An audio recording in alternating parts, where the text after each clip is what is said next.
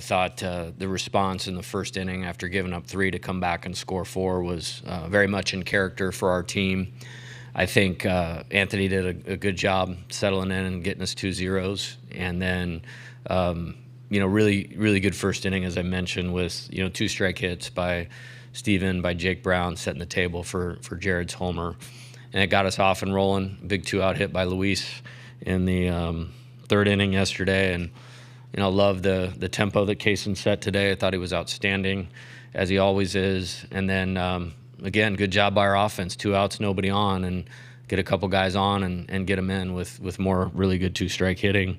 And then Kaysen continued to do his thing and turned it over to Cooper, got us a big out, and then Chase was awesome again. And get reset and get ready for tomorrow night. Well, questions for Coach. We'll start right here in the front. Kendall Rogers, D1 Baseball. Jay, one of the guys we've kind of talked about down the stretch at the end of the regular season was just getting Steven back on track offensively. Obviously, a big day. It seems like he's seeing the ball much better. Is there anything you kind of been working with him on just offensively to kind of get him more in a groove out here? Yeah, he's got a great feel for baseball, and he's usually pretty quick to make adjustments. And I think he's had an outstanding year again. I think, when you play in our league and you face really good pitching, you're going to have that weekend, maybe you go 2 for 11, or those types of things.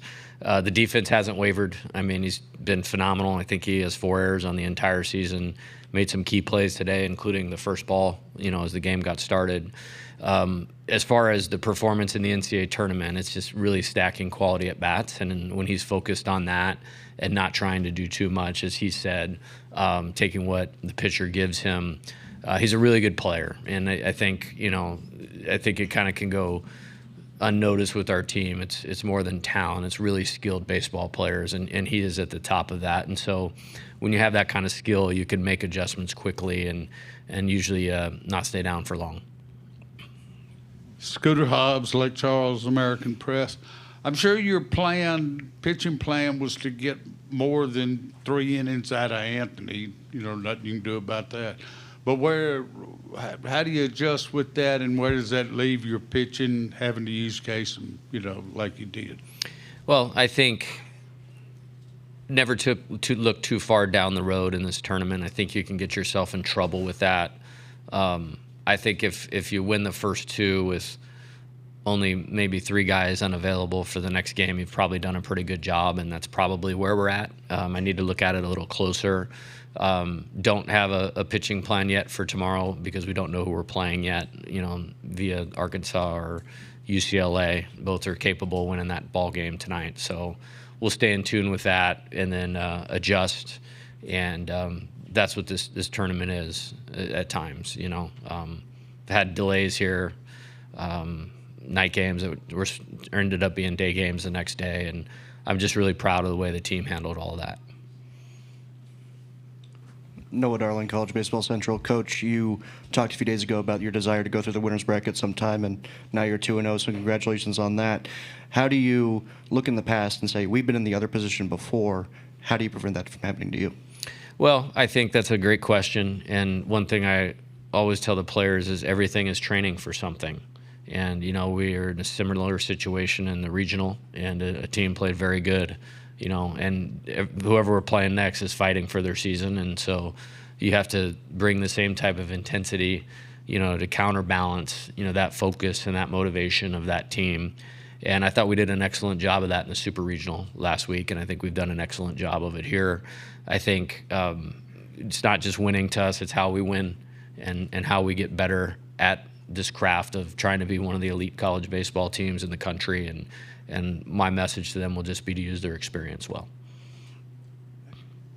Coach, right here, Michael Poggi, KLSU Sports.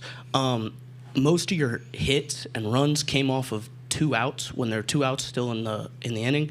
Kind of talk about your approach from Fry, Curiel, Jake Brown, just stepping up in the big moment, being patient, and finding the pitch to hit and getting y'all going.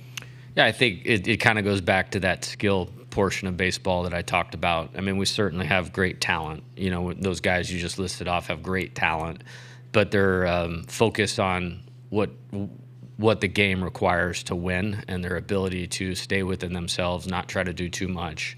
And it's kind of special when you get to this time of year because nobody's thinking about anything but winning. And that's what we want our program to be about, is always placing the needs of the team above your own. Trying to do too much is not a plan. It's immaturity. And those guys have really grown and matured as hitters and players. And, fortunately for us, those guys that you just mentioned, we played them a lot last year. And, they went through some of those growing pains and seeing some of the fruits of that labor now. Jay, obviously, I'm sure you felt Kaysen was a really talented player. You would have recruited him, but you never know how freshmen are going to react and develop. Was there a point in the season when you could have projected ahead and said, if we get in these big situations, I'm going to be able to count on him to do the job? I think it's a valid point because freshmen don't transition to the SEC or the highest level of college baseball like him very often. And so that's a very natural thought. But if you know this dude, it's the least surprising thing of the season, actually. And, I mentioned this the other day. I can't remember when it was. When we recruited him and got him, it was a big deal. Like I said, I canceled a trip to see one of my best friends get married because he was coming on a second visit. That's how important I thought that was at the time. And then, getting him through the draft and just how he talks, how he carries himself. Dad is a high school coach. Mom is a superstar. Brothers are great. And he's got ability. And very rarely, do you get that combination of talent, makeup, character, maturity that's ready for what we have to do. He has it. And so in general, yes, surprising. Knowing Kaysen, not really that surprising. Noah Bieniek, 11.7. Coach, your coaching background has been West Coast, Arizona, Nevada, even San Diego, which I find very interesting that UCLA really didn't deal with a whole lot of weather issues this season, whereas it's been a steady theme for you guys throughout the NCAA tournament. You talked a lot about it prior to your regional and the whole scheduling the first game rather than the night game in the Baton Rouge regional. What have you just learned throughout your tenure in Baton Rouge? Probably that the best weather for college baseball is in Tucson, Arizona. I was very underqualified as a weatherman coaching in San Diego, Reno, and Tucson. And it just becomes part of it. And as I mentioned, everything is training for something. It wasn't just the regional, super regional. We played 4 games at 10 p.m. this year. And we finished a couple at 1:30 in the morning. And I'm the luckiest guy in the world because my fans will stay. Now, we got to work on their alarm clocks because the send-off for the team was a little light this morning at 7:45. But they're night people, and provided we stay on schedule, hopefully we'll have them back out tomorrow. Jacob Runner, Baseball America. With the way that Derek's playing and the contribution you got from Kaysen, what have you seen from this freshman class broadly, and how impressed are you by the talent that exists in this youngest group? Yeah, it's pretty awesome, and we had to get on it right away. This is a few years in the making. This just didn't happen overnight. It's not football recruiting where the guy flips on signing day and that sort of thing. Derek, I was pretty confident he was going to come to Arizona, and so the relationship had been built. And then when I came to LSU, that one happened pretty quickly. Kaysen was one of those in the normal recruiting period, September 1st of the junior year, and you're fighting everybody to get him. And there's more, John Pearson pinch hit in this game, William Schmidt, Maverick Rizzi, Cooper Williams, has been great for us down the stretch. And there's 7 of them that are on this roster. I would bet that's probably the most of any that's in the College World Series. And there's just that talent meets character, meets ready for the moment, type group. But it's been 3 or however long I've been here now. It's my 4th year, 4 years in the making. From Derek was probably the first one. We got Cooper last July, because of a coaching change. So I'm very excited to have that as the foundation of going forward. And as you can see, they're ready to help us win here now. Kind of going back to the weather and stuff, the way it was setting up, the way Anthony had settled in. When all that happened last night, take us back. How frustrated were you, and what was going through your mind? As you get older in coaching, something I try to get better at is not worry about things that I cannot control. Whether it's NCAA rules or the weather. If I could have the power to push back a lightning and rainstorm, I probably wouldn't be a college baseball coach.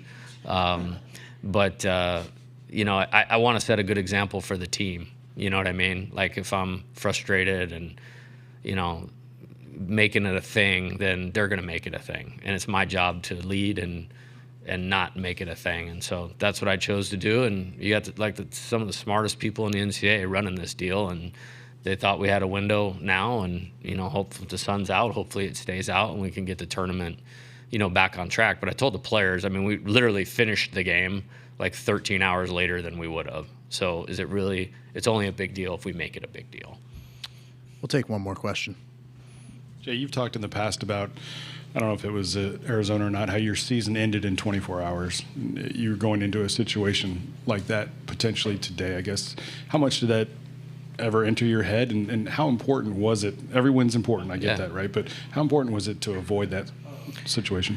Yeah, I met with Nate and Jamie last night once we got back to the hotel and, mapped out. Coach. Sir in the back.